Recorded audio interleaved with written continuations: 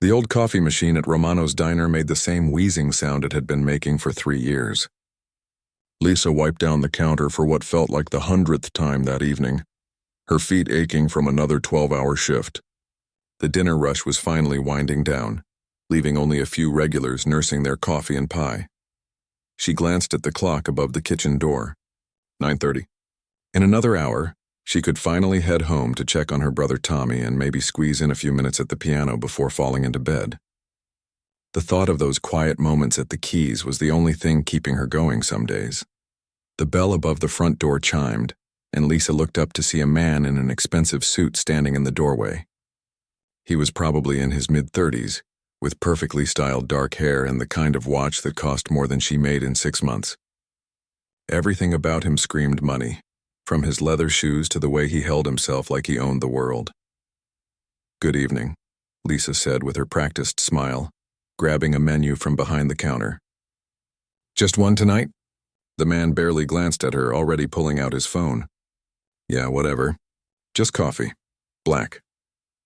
He slid into the nearest booth and immediately started typing on his device, his jaw tight with frustration. Lisa poured the coffee and brought it over, noticing the way his fingers drummed impatiently on the table. "Long day?" she asked gently, setting the cup down. "You could say that." He looked up briefly, and she caught a glimpse of tired eyes behind the obvious irritation. "My car broke down about a mile from here. Waiting for someone to come fix it. Oh no, that's awful. Especially this late." Lisa refilled his coffee without being asked. "Are you from around here?" The man shook his head. "I was driving back to the city when the engine just died. Had to walk here in these shoes." He gestured to his expensive leather Oxfords with a bitter laugh. "Well, you picked the right place to wait.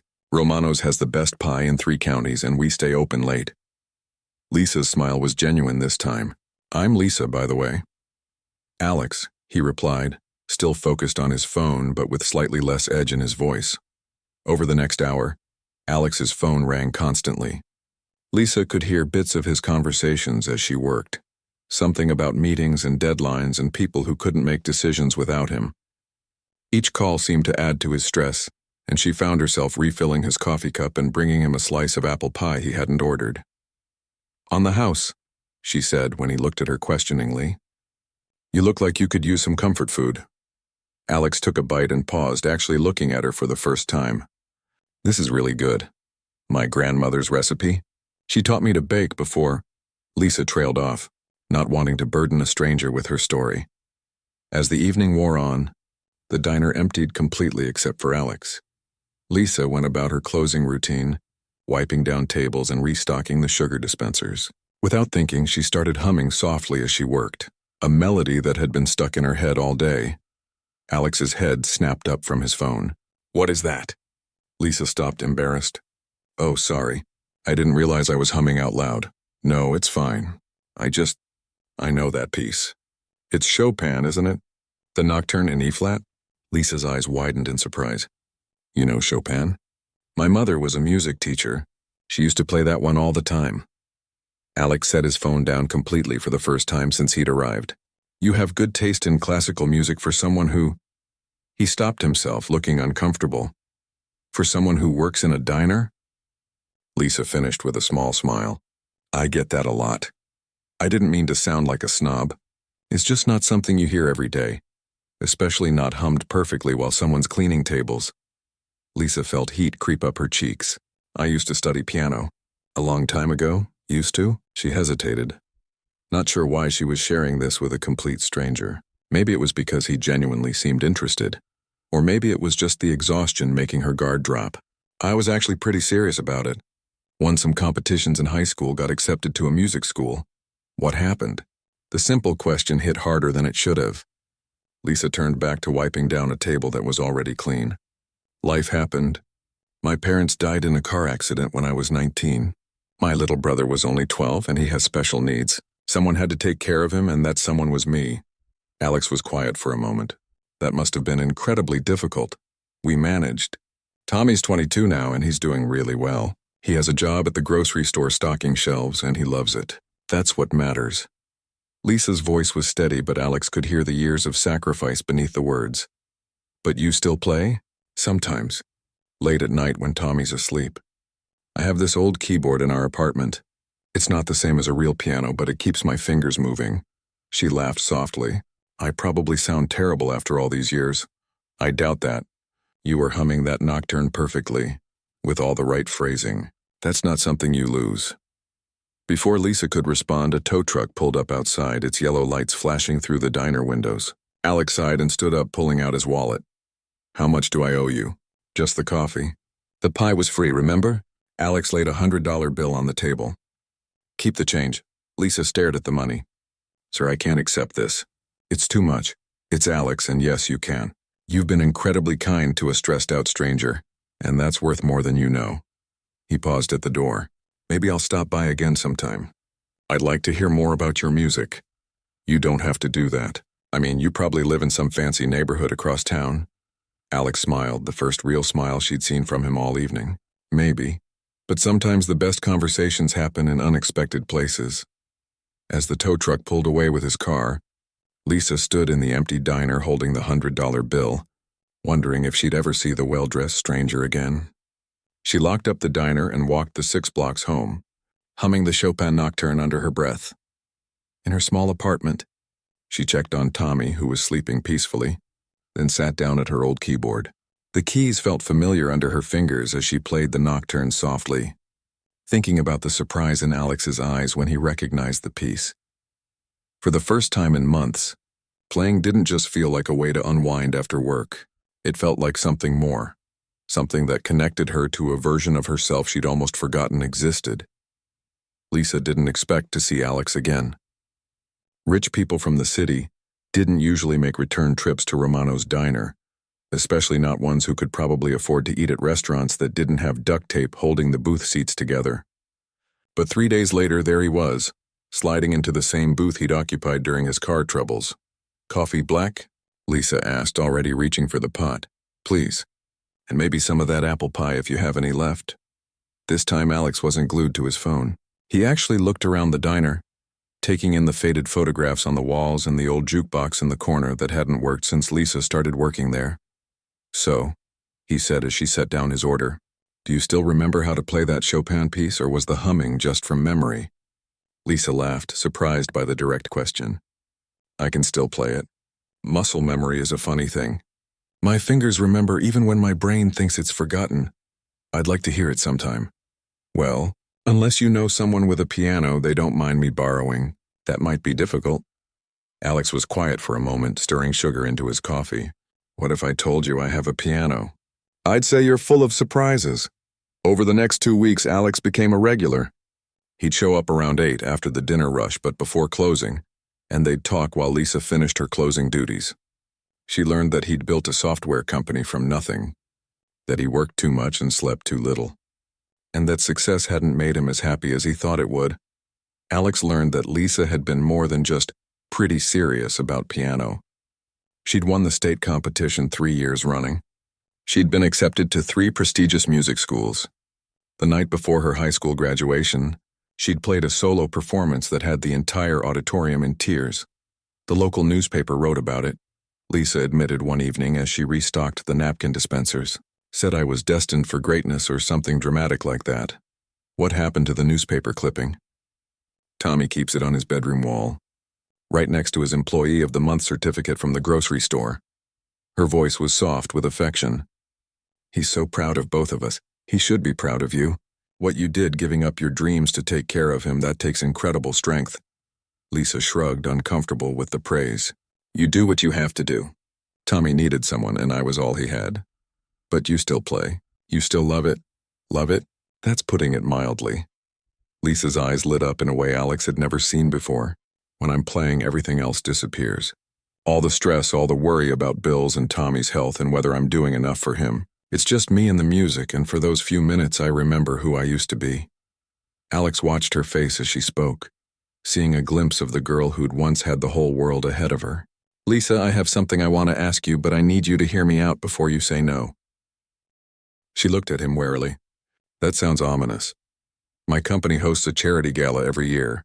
It raises money for different causes, and this year we're supporting organizations that help families with special needs children. Alex paused. choosing his words carefully. I'd like you to perform. Play piano for the guests. Lisa nearly dropped the salt shaker she was refilling. Are you serious? Completely serious. Alex, I can't do that. I haven't performed in public in over 10 years. I don't even have access to a real piano to practice on. We can solve the practice problem. As for the performance, you're more ready than you think. Lisa sat down across from him, her hands shaking slightly. You don't understand. This isn't some local coffee shop with 20 people. Your charity events probably have hundreds of guests, right? Important people? About 300, yes. Business leaders, politicians, some celebrities. But Lisa, they're just people. Rich, important people who expect perfection. I'm a waitress who plays an old keyboard in her apartment. I'd embarrass myself and you. Alex reached across the table and gently took her hands to stop their trembling. Do you trust me? I barely know you. Then let me tell you something I haven't told anyone else. 5 years ago, I had to pitch my company to a room full of investors. Everything I'd worked for came down to that one presentation. I was so terrified that I threw up in the parking lot before going in. Lisa looked surprised. You? But you seem so confident. I learned to fake confidence when I had to. But that day I was just a kid from a working-class family trying to convince millionaires to believe in my idea. You know what got me through it? What? I remembered that they were just people, and I had something valuable to offer them. Just like you have something valuable to offer. Lisa pulled her hands back, shaking her head. It's different. You had a business plan, projections, something concrete. I just have fingers that remember how to move across keys. You have more than that. You have the ability to make people feel something real. That Chopin nocturne you were humming, it stayed with me for days after I first heard it. There's something in the way you approach music that's honest, pure. Alex, I appreciate the confidence, but what if I told you the donation to special needs charities would be significant, like life-changing for families like yours and Tommy's? Lisa went very still. How significant? The event typically raises about $500,000. But with the right performance, something that really moves people. Alex met her eyes. We could double that. You're not being fair. I'm being honest. This isn't just about you, Lisa. It's about Tommy and hundreds of other people who could benefit from better funding for support programs. Lisa stood up and walked to the window, looking out at the empty parking lot. Alex waited, giving her time to process. I'd need to practice. A lot. You can use my piano every day if you want, and if I get up there and freeze, if I forget the piece or my hands shake too much to play, then you'll be human and people will understand that. But I don't think that's going to happen. Lisa turned back to face him. Why are you doing this, really? Alex was quiet for a long moment. Because 3 weeks ago I was having the worst day of my year, and a waitress in a small diner treated me with more kindness than I'd experienced in months. And because talent like yours shouldn't be hidden away, it should be shared? This is crazy. Maybe. But sometimes the best things in life are a little crazy. Lisa sat back down, her decision wavering. If I say yes and if I completely humiliate myself, you can't blame me later. Deal. But Lisa? Yeah, you're not going to humiliate yourself. You're going to remind 300 people why music matters. As Lisa locked up the diner that night, she found herself humming again. But this time it wasn't just the familiar Chopin nocturne. Her mind was already working through other pieces, wondering what would move an audience of strangers, wondering if maybe, just maybe, she was brave enough to find out. Lisa stood outside Alex's building, craning her neck to see the top floors disappearing into the afternoon clouds. She'd taken 3 buses to get here, and now she was having second thoughts about the whole thing. The doorman looked at her like she didn't belong, which was probably true. Her work clothes and old sneakers felt out of place among all the glass and marble. I'm here to see Alex Chen, she told the man behind the front desk, her voice smaller than she intended. Is he expecting you? Yes, I think so. Yes, the doorman made a phone call, spoke quietly, then handed her a keycard. 32nd floor. Elevator to your right. The elevator was fancier than her entire apartment. Lisa watched the numbers climb, feeling her stomach drop with each floor. What was she thinking? She was about to practice piano in some rich guy's penthouse, preparing for a performance that could either help a lot of people or completely destroy what little confidence she had left. The elevator opened directly into Alex's apartment, and Lisa's breath caught in her throat. The space was enormous, with windows that showed the entire city spread out below. Everything was clean and modern and probably cost more than she'd make in 10 years. "You made it," Alex said, appearing from what looked like a home office. He was in casual clothes today, which somehow made him seem more approachable. "What do you think?" "It's incredible. And terrifying." "Why terrifying?" Lisa gestured around the space. "Because this is your normal, and my normal is a 2-bedroom apartment where the shower only works if you kick it first. I feel like I'm going to break something just by existing here," Alex laughed. "You're not going to break anything. Come on, let me show you the piano." The Steinway was even more beautiful in person. Lisa approached it like she might approach a sleeping lion, with respect and a healthy dose of fear. "When's the last time someone played it?" she asked, running her fingers along the edge of the bench. "Honestly, probably not, since my mother visited 2 years ago. She played Fur-Elise and told me I was wasting a perfectly good instrument. She was right, I know. That's why I want you to fix that."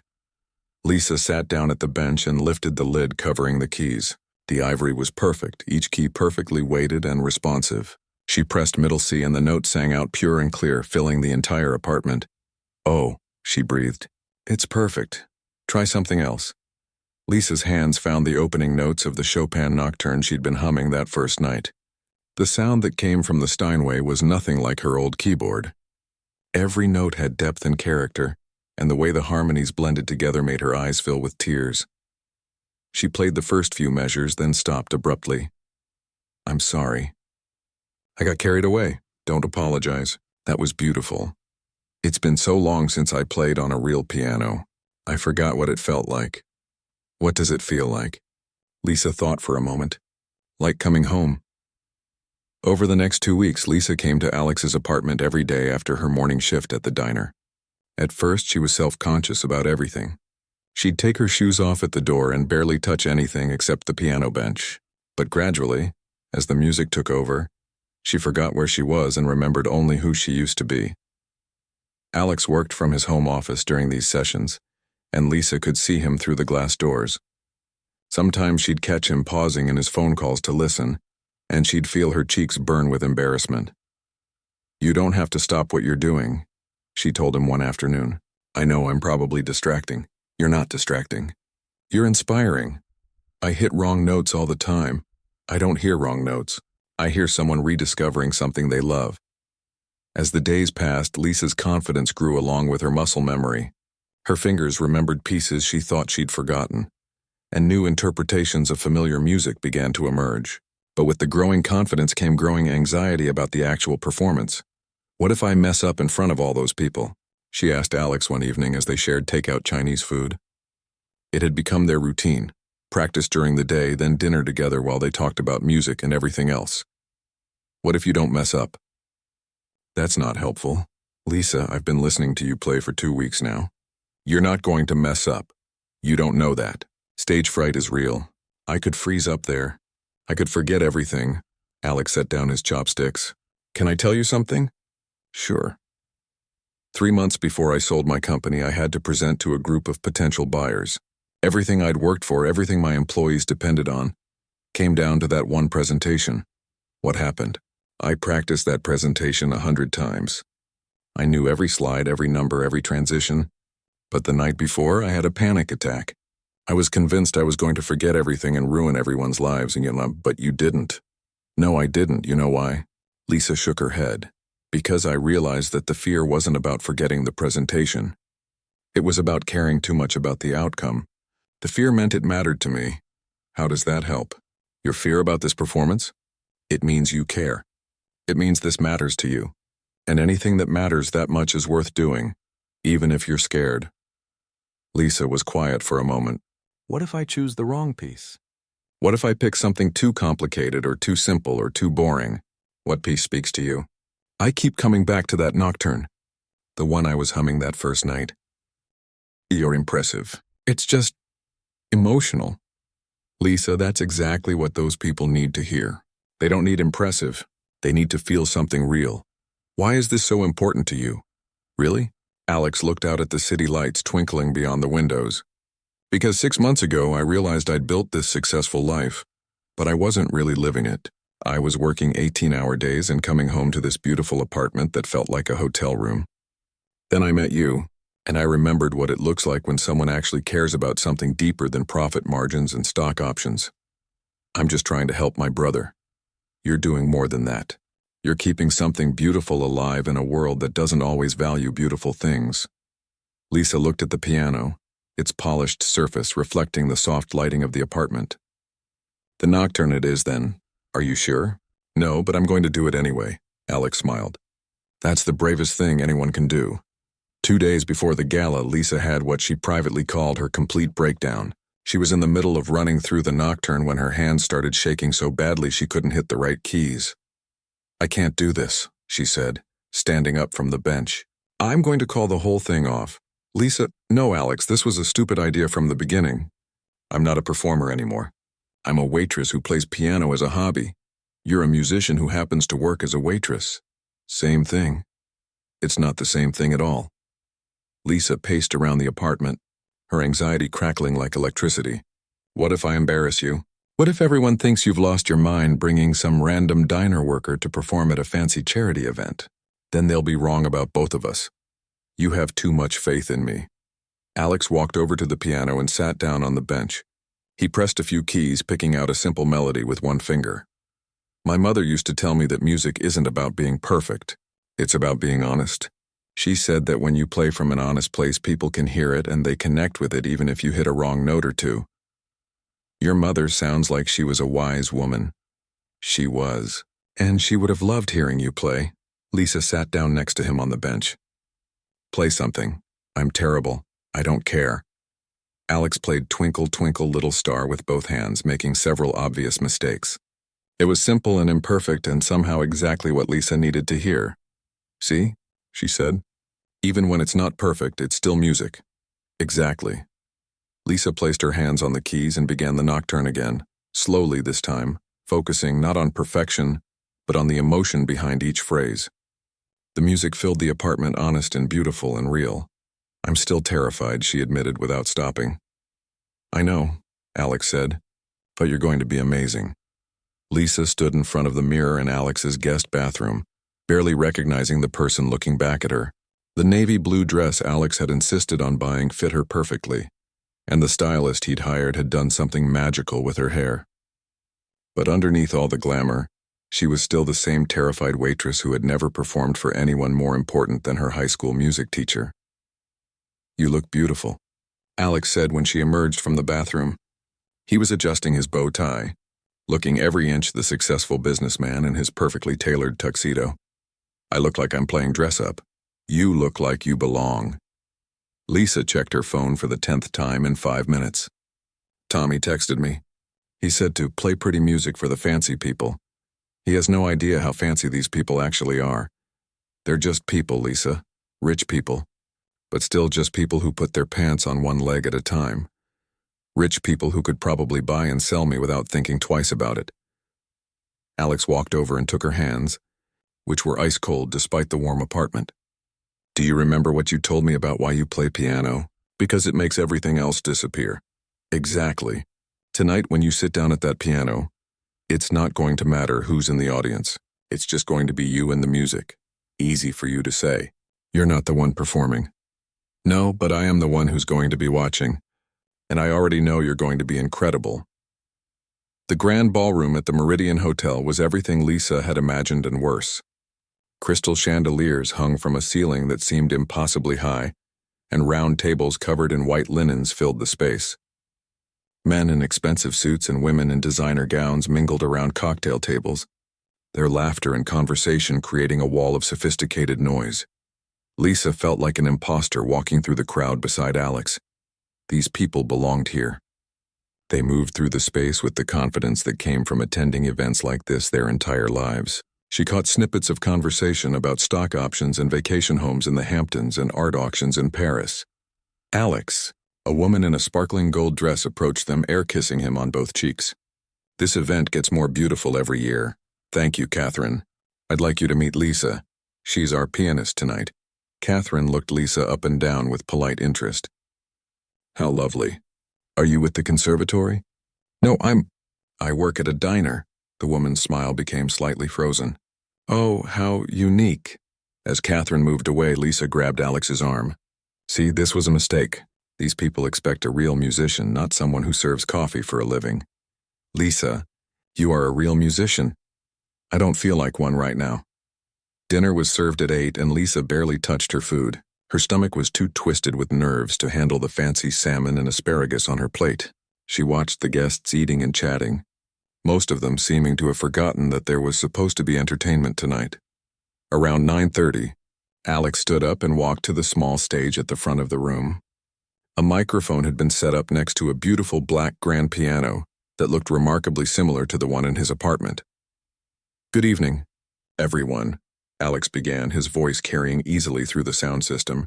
"Thank you all for being here tonight and for supporting such an important cause." The room gradually quieted as people turned their attention toward the stage. Lisa felt her heart hammering so hard she was sure everyone at her table could hear it. "Tonight, we're raising money for organizations that support families dealing with special needs," Alex continued. "These families often face challenges that most of us can't imagine, but they do it with incredible strength and grace." Lisa watched from her table, still not quite believing this was really happening. "I'd like to introduce you to someone very special. Lisa works at a local diner, but more importantly, she's a gifted musician who has spent the last 10 years caring for her younger brother while putting her own dreams on hold. Tonight, she's here to share her gift with all of us." The applause was polite but lukewarm. Lisa could see people checking their phones or continuing quiet conversations. She stood up on shaking legs and made her way to the stage, feeling like she was walking to her own execution. The piano bench felt familiar under her hands, the one constant in a room full of unknowns. Lisa adjusted the microphone and looked out at the audience. 300 faces stared back at her with varying degrees of interest and expectation. "Good evening," she said, her voice barely above a whisper. She cleared her throat and tried again. "I'm going to play Chopin's Nocturne in E-flat major. This piece, it was my mother's favorite." Lisa placed her hands on the keys, took a deep breath, and began to play. The first notes floated out tentatively, but as the familiar melody took hold, something shifted inside her. The ballroom with its crystal chandeliers began to fade away. The hundreds of watching eyes became less important than the music flowing from her fingertips. She'd played this piece 1,000 times over the past 2 weeks, but tonight it felt different. Tonight, each note carried the weight of her story, the dreams she'd given up, the sacrifices she'd made, the love she had for Tommy, the hope she'd almost lost. As the melody unfolded, the room began to change. Conversations stopped mid-sentence. Phones were lowered and forgotten. The clink of glasses and silverware gradually faded until the only sound was Lisa's playing. The nocturne built toward its emotional center, and Lisa poured everything into those measures. Her fears, her hopes, her love for her brother, her gratitude for Alex's belief in her. The music became a bridge between her world and theirs, showing everyone in that room what it meant to love someone so much you'd give up everything for them. She could feel the audience's attention now, not polite and distracted, but genuinely focused. Through her peripheral vision, she saw people leaning forward in their chairs. Some had tears in their eyes. As the piece moved toward its gentle conclusion, Lisa realized something profound. She wasn't just playing for these people. She was sharing a part of herself that she'd kept hidden for too long. The music was her voice telling a story that words couldn't express. The final notes hung in the air, soft and pure, before fading into complete silence. For several long seconds, nobody moved. Then slowly, applause began to build. It started with a few people clapping quietly, then grew as more joined in, until the entire ballroom was on its feet, giving her a standing ovation that seemed to go on forever. Lisa sat at the piano bench, overwhelmed by the response. Through the applause, she could see people wiping their eyes, looking at each other with the kind of recognition that comes when you've been reminded of something important you'd almost forgotten. Alex appeared at her side, helping her stand. "How do you feel?" he asked, his own eyes bright with emotion. Lisa looked out at the standing crowd, at the faces that had been transformed from polite indifference to genuine emotion. "Like I remember who I am," she said. As the applause finally began to die down, Lisa noticed something else. People weren't just clapping and returning to their conversations. They were staying at their tables, talking intensely with each other. The energy in the room had shifted from polite charity obligation to something much more passionate and engaged. She had no way of knowing it yet. But in 12 minutes of music, she had done something that would change not just her own life, but the lives of hundreds of families she'd never meet. The nocturne had become exactly what Alex had hoped for, a bridge between two worlds, reminding everyone in that room why they were really there. The applause finally died down, but people weren't returning to their dessert and coffee like Lisa had expected. Instead, they stayed on their feet, many wiping their eyes and talking excitedly to the people at their tables.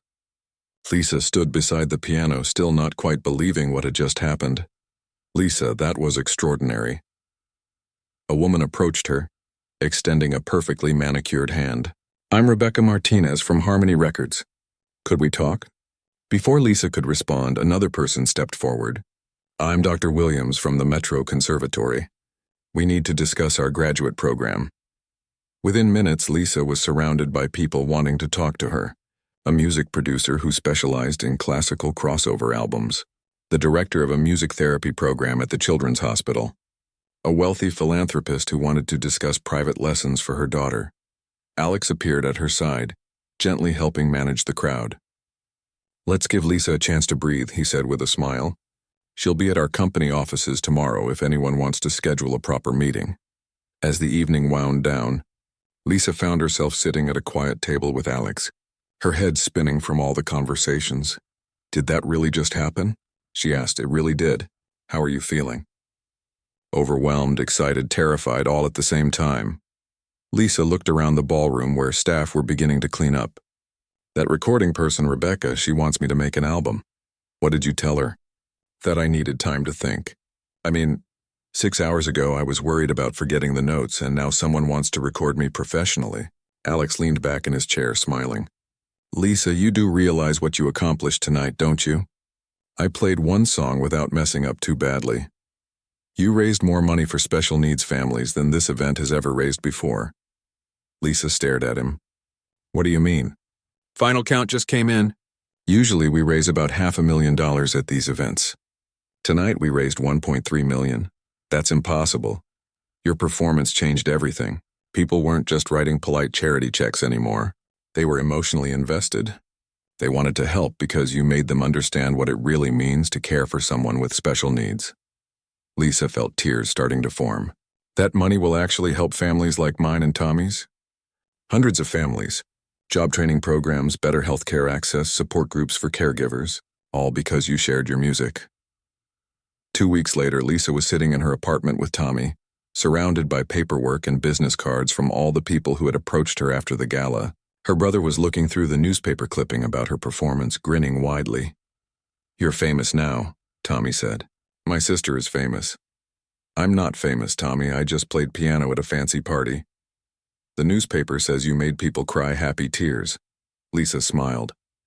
The local arts reporter had written a beautiful article about the performance, calling it a reminder of music's power to connect us to our shared humanity. She'd read it 5 times and still couldn't believe it was about her. Her phone rang, and she saw Alex's name on the screen. "How's your morning going?" he asked, confusing. "I have 3 different people who want to offer me jobs. Someone wants to write a book about my story, and a documentary filmmaker called about following me around for 6 months. Any decisions yet?" Lisa looked at the business cards spread across her coffee table. "I think so. Dr. Williams from the conservatory offered me a partial scholarship to finish my degree. It would be part-time, so I could still take care of Tommy and maybe work some shifts at Romano's. That sounds perfect for you. And Rebecca from the record label wants to start with just a single album of pieces that mean something to me. Nothing too commercial or pressured. Also perfect. But here's the thing I'm most excited about. That music therapy program at the Children's Hospital? They want me to help develop a program for families dealing with special needs, using music to help kids and their siblings cope." "Lisa, that's incredible." "I know, right? I could actually help other families going through what Tommy and I went through. And the pay would be enough that I wouldn't have to work at the diner anymore. Though I'll miss the regulars." Lisa paused, watching Tommy carefully arranging his Employee of the Month certificates on the kitchen table. "Alex, can I ask you something?" "Anything. Why did you really come back to the diner that night?" "The truth." Alex was quiet for a moment. You want the honest answer? Always. That first night when my car broke down, I was having the worst day of my professional life. A deal had fallen through, I'd fired 3 people, and I was questioning everything about the life I'd built. Then this waitress treated me with more genuine kindness than I'd experienced in months, and she was humming Chopin while she worked. And I realized that you had something I'd lost somewhere along the way. You had passion for something beautiful, and you'd held on to it even when life gave you every reason to let it go. I needed to be around that. So you used me to feel better about your life? No, Lisa. You inspired me to remember what actually matters. 6 months later, Lisa stood on the stage at the city's main concert hall, looking out at a sold-out audience. Tonight was her debut solo recital, with proceeds benefiting the Special Needs Foundation that Alex had established in her name. In the front row, she could see Tommy in his best suit, beaming with pride. Next to him sat Alex, who had become not just her friend but the person who had seen her potential when she couldn't see it herself.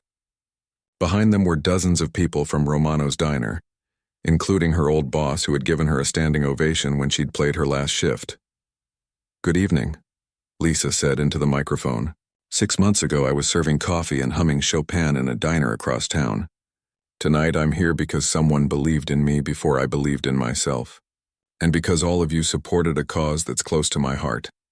She sat down at the grand piano, her hands steady and confident now. "This first piece is for my brother Tommy, who taught me that taking care of someone you love isn't a sacrifice, it's a privilege. And it's for all the families out there who understand what that means." As Lisa began to play, she thought about how much had changed. She was still the same person who loved her brother and found joy in music, but now she had a platform to share that joy with others. The foundation had already helped 50 families access better resources and support. Her album of classical pieces had surprised everyone by becoming a bestseller, with listeners saying her music helped them through difficult times. But the most important thing hadn't changed at all. Every evening after her classes or recording sessions or therapy program meetings, she still came home to Tommy. They still ate dinner together and talked about their days. And sometimes late at night she still played piano while he listened from his room, just like she had on that old keyboard all those years ago. The difference was that now she knew her music could change lives, not just her own, but the lives of everyone who heard it. And that was worth more than any dream she'd ever given up.